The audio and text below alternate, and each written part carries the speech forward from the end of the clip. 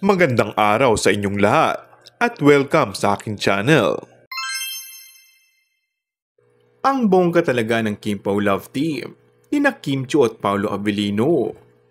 Halos araw-araw nga kasing trending ang dalawa sa mga social media platforms.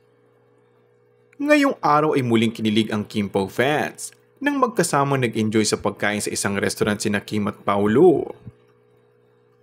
Ibinahagi din ng ilang nakakitang fans ang di umunay bonding ng kanilang mga idolo.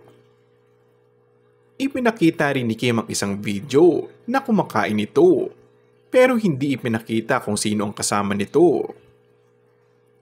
Samantala, super happy naman si Kim ngayon at kitang-kita naman sa aura ng aktres.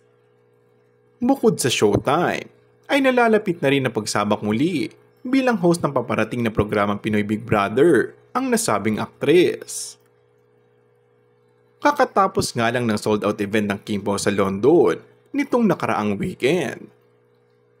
Sa ngayon, wala pang ang balita kung magkakaroon pa ng follow-up projects ang Kim Pao.